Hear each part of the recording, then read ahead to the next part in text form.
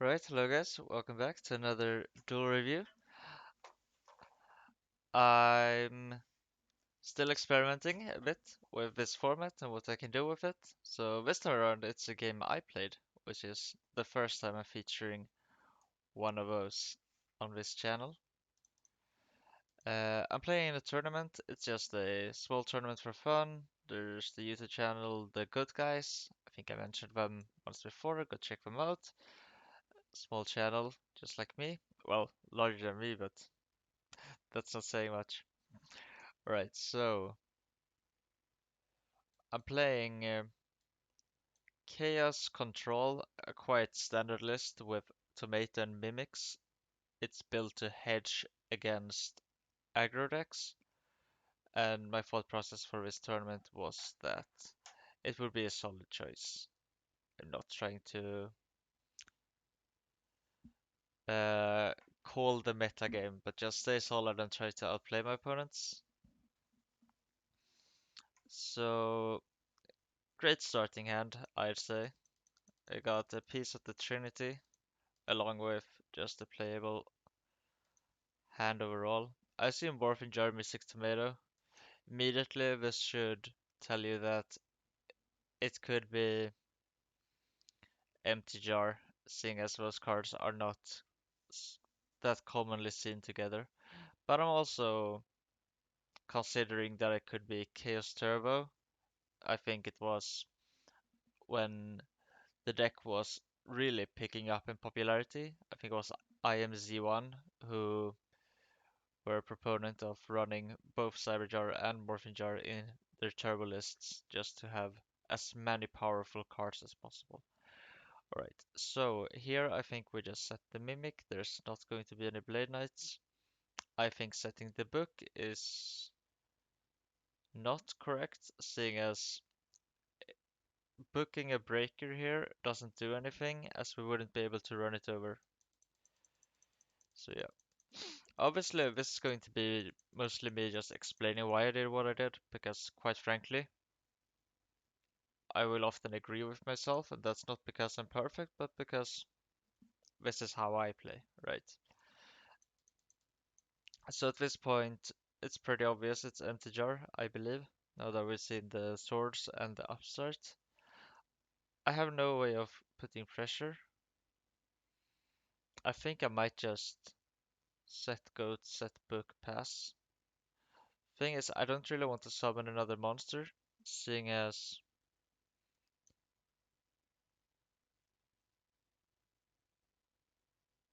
that would mean I can't flip the scapegoat, and scapegoat is very useful because of this text down here. You cannot summon other monsters. This means that if I have activated scapegoat during a turn, they cannot activate shallow grave. It's not a legal activation. If they activate shallow grave and I change scapegoat, that doesn't matter. The important thing is that they can't activate it. Not completely sure what I did here, but I think I probably just set goats, maybe set book pass. Alright, I decided to cycle the book. Yeah, this is nice. Yeah, of course. What a genius. Yeah, so book doesn't do much at all in the matchup, so I decided to cycle it for a new draw. Also, during my stamina phase, I did have the option of tributing the Mimic, or sending it, I believe is the wording on the card, to summon a level 3, but the level 3 doesn't really do anything in this matchup, so I might as well keep the Mimic around, or maybe even Tsukloop it later, seeing as this list does play double Tsukiyomi. Alright, still I believe I set Goat's Book Pass. Yep. And at this point I'm pretty much just praying, trying to remember what I have in my side deck. So I want to keep my Mimic around. I guess I cycle another book here. I could have booked the Sangan to enable the Nobleman, but I'm a bit too greedy. That might have been better. Should have been considered. So what now?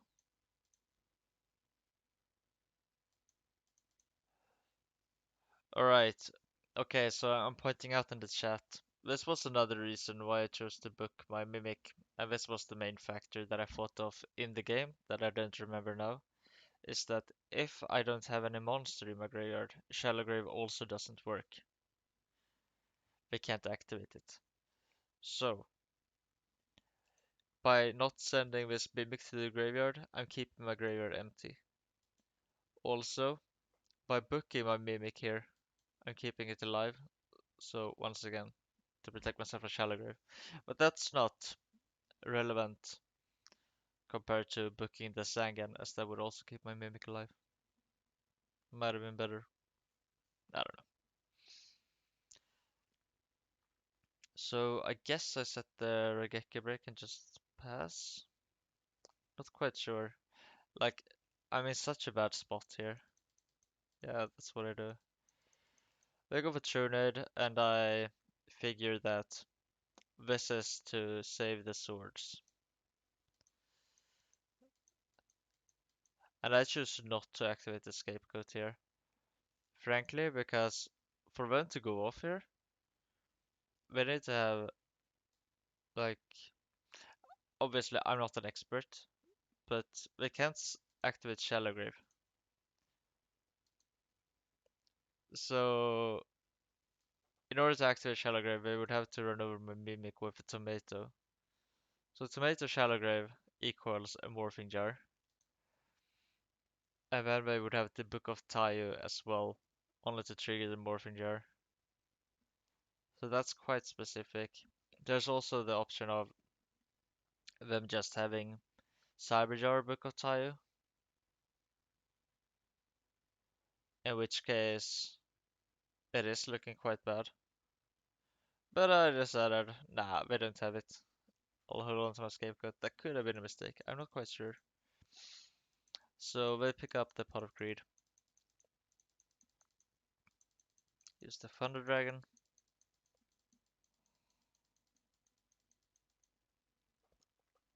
So we trigger some Thunder Dragon here so that the Sangan can search out the Cyber Jar. And now we're going to run over my Mimic. And this is so that I now have a monster in my graveyard for their Shallow Grave. And we attempt to put the Tuner on top. So I know they have a Cyber Jar in their hand, a random card, and we're going to have a Tuner as well. So I assume here that the random card is going to be Book of Tayu. I draw a breaker, and basically, I don't really see what I'm supposed to do about this.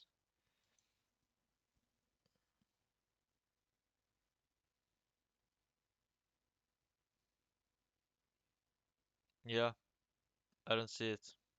I guess I summon breaker, run over the Thunder Dragon, set the scapegoat, and use the scapegoat at some point. Probably not immediately, because I don't think I'm afraid of a Shallow Grave, seeing as we have Cyberjar Trunid. I'm just going to change it to Trunid, whatever.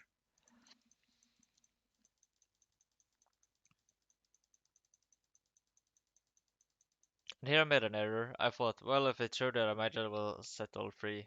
I mean, it's so obvious that they have Book of Tayo Cyberjar that I decided to just scare them, try to like force them to use the Trunid because the scapegoat actually, it doesn't matter if it's Trunid or not.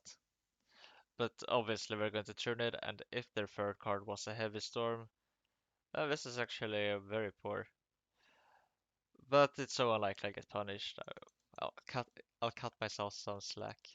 Okay, so here I change the scapegoats. This means that we're going to go Cyberjar plus Pukotayu, and we're going to have 5 new cards. However, if none of those cards, or if any of those cards are Shallow Graves, they can't be activated this turn, seeing as I can't summon.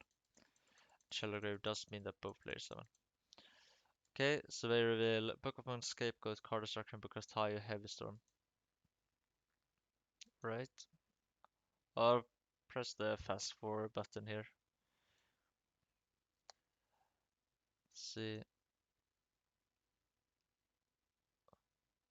So my tomato is sent to the graveyard because I can't summon because of the restriction of Scapegoat. But that's a small price to pay to ensure that I'm not dying this turn.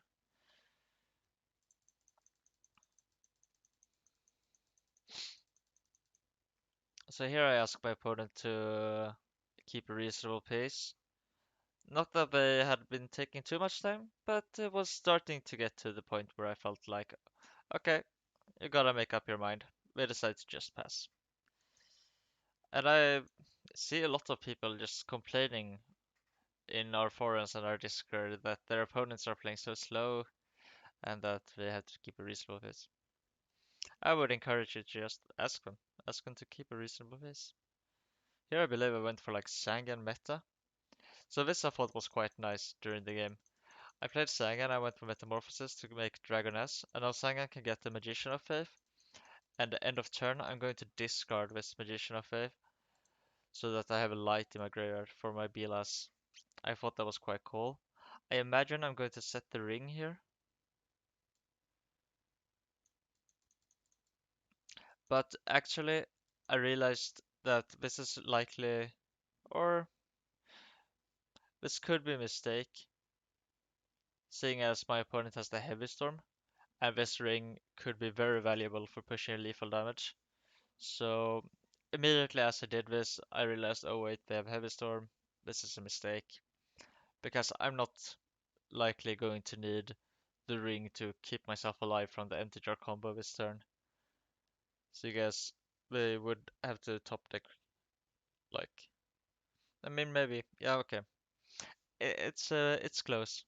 But anyway, whatever I set is getting Heavy Storm, and this ring is definitely more valuable than say the Snatch Steal or whatever. So they just set the card and pass. And I know they have Book of Moon and Scapegoat, so I'm expecting that to be a Scapegoat. So I decide to summon Belas. They say okay.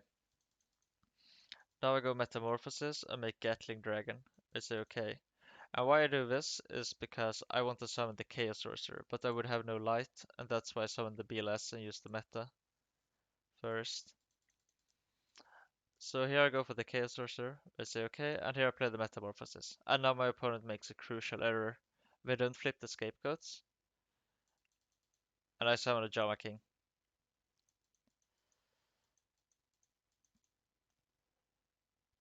Oh, sorry.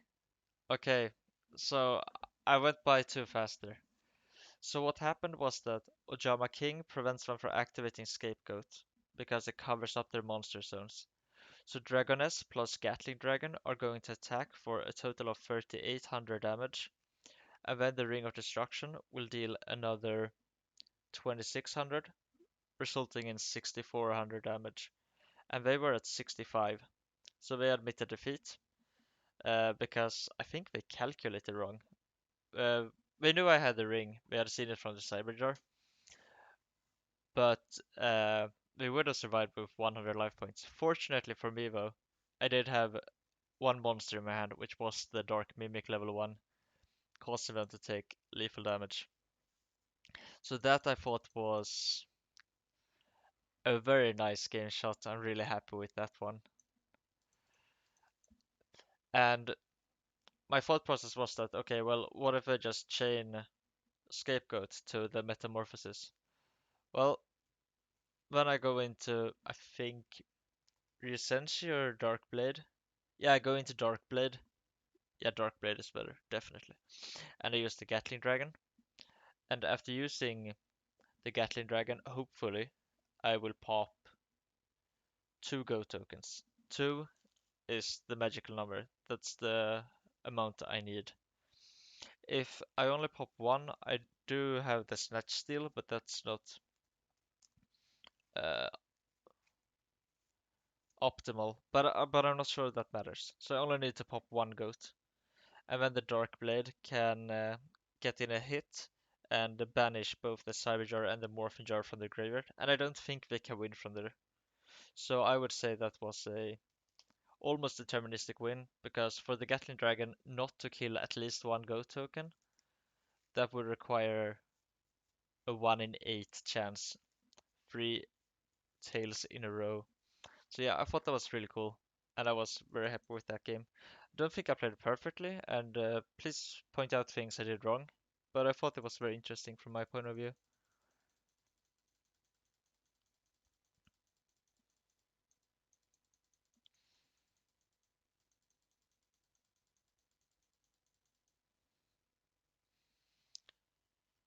So I'm expecting that to be a Mystic Tomato because we're never going to set a jar, risking the nobleman. Could also be Sangan, of course. So I believe I just set my own Sangan and set Scapegoat Pass. Not completely sure. Yeah, that's what happens. And once again, I'm in this tricky spot where it's hard for me to apply pressure because I don't want to run over the tomato or Sangan.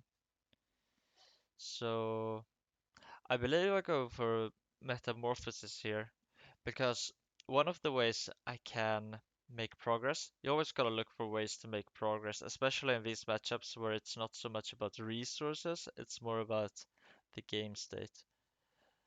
So I go for the Metamorphosis here, I believe. Yeah, and I make Dragoness and I summon it in defense so that if they have a Sangan, it can't crash into my Dragoness, causing them to go off with a jar. I add the Magician of Faith. Partially it's a light and partially it's a good target for flip-flopping.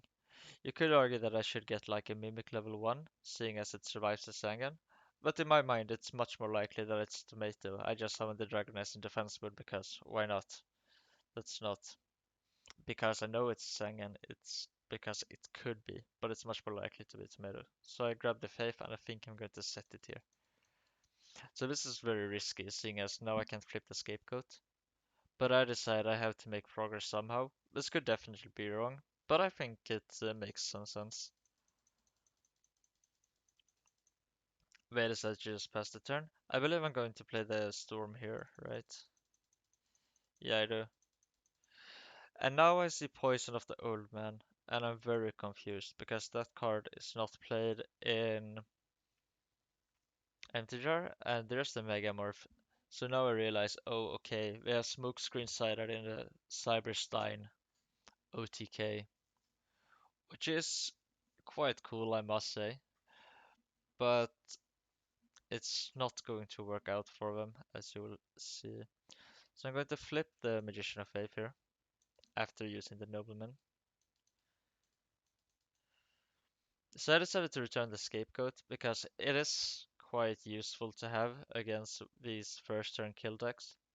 In hindsight, maybe I could have picked something else, maybe the Metamorphosis, I'm not quite sure. And here I'm going to go for the Tsukuyomi. I'm going to switch the Dragoness here, which could enable them to crash a Sangan, but more importantly, this means that it's possible for me to just outright die to a Cyberstein into Master of Oz plus Megamorph plus Wild Nature's Release, I think it's called. So it's not clear that this is actually a great idea, but I really want to put pressure on them because if I can get them below 5,000, we're in a bit of a tricky situation. We have some ways to gain life points, like Nimble Momonga, what's the other card called? Poison of the Old Man and Token Thanksgiving. But definitely I want to put pressure, but yeah, putting this Dragoness into attack, but it is a bit risky. I'm not sure what is correct here. Set the Scapegoat, because why not? They just pass. So here I flip the Magician of Faith, I believe. And I bring back the Metamorphosis, yeah. So now I should summon Tsukiyomi, flip-flop the Magician, right? Yeah, attack. Here, perhaps I should have gone for a Metamorphosis onto the Tsukiyomi to put even more pressure, because I don't really want to waste normal summons, summoning with Tsukiyomi over and over every turn. But yeah, it's a bit tricky. It's not completely clear, I don't think. So I decided that since I still take them under 5,000, it doesn't matter. This was a very slight sequencing error. I should attack with the Dragoness first. That would have pushed another 100 damage. Always attack with your bigger monsters first when playing against a scapegoat deck. The most important attack goes first, which is a bit counterintuitive, but that's how you should play in goats. Um, so yeah, here maybe I should go for a metamorphosis. I decided against it because I want to keep it, seeing as if we go for a Monster of Oz play, it is quite likely that it's not quite lethal. And at that point, I really need to have some way of answering the monster once in play. And seeing as I'm at 9,000 life points, I feel it's fairly difficult for him to kill me.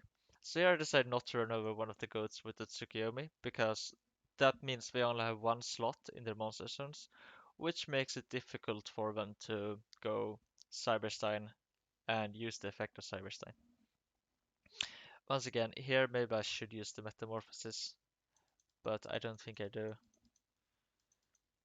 But I think it does make sense to keep it, seeing as I have a way of answering the Master of Oz with it.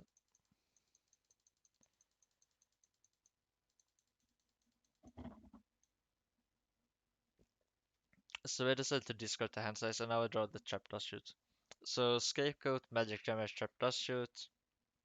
I have a flip-flopping Magician of Faith. This feels quite good, I must say. So I'm not sure what the Faith is going to pick up. I guess the Heavy Storm.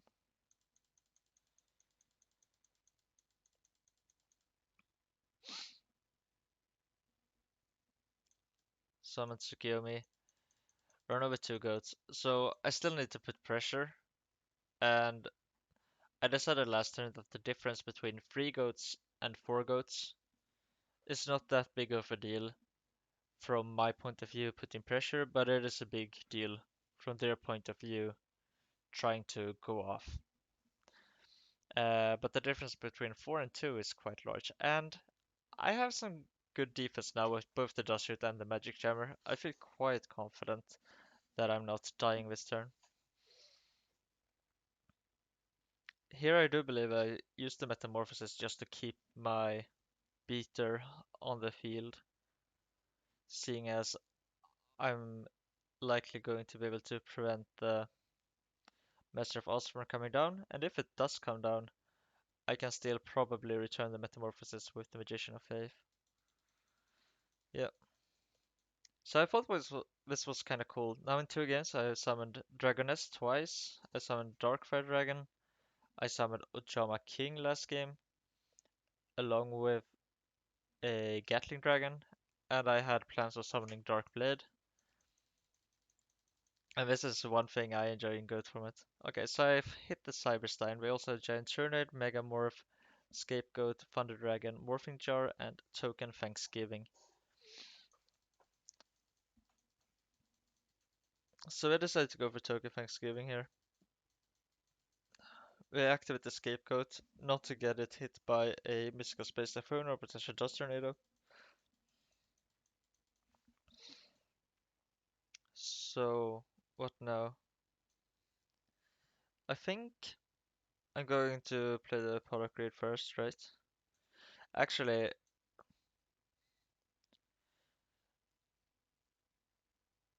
yeah, I'm not quite sure why they set those cards, because they have seen me return the Heavy Storm. So at this point, I know their cards, and I know I have basically the win set up. So I think I turned off my brain a little.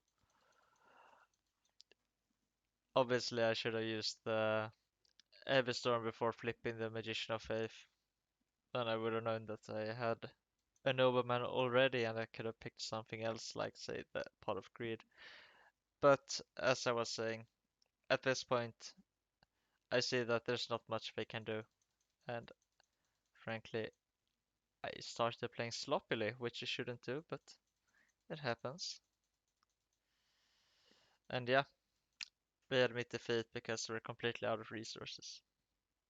So I thought this was a cool game, and I think it shows that even when playing against these first and kill decks or combo decks, it's there is a lot more play to it than you might think.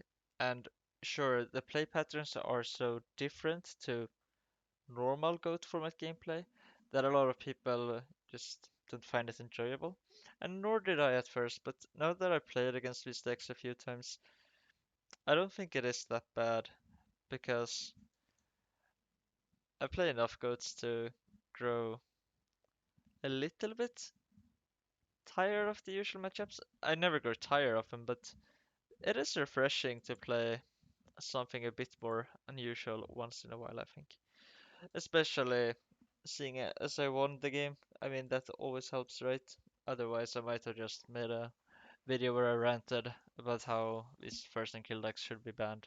But I don't think so. I think we're good, we're playable, but we're not great. We're not really good. And I think that's a nice spot. And I think it's healthy to have combo decks at such a power level in any card game. Alright, so this was it for me. Thank you to Goat Guys for hosting this Goat Guys Grand Prix. Really fun. Going to play the finals this weekend, I hope. And yeah, I'll catch you guys later.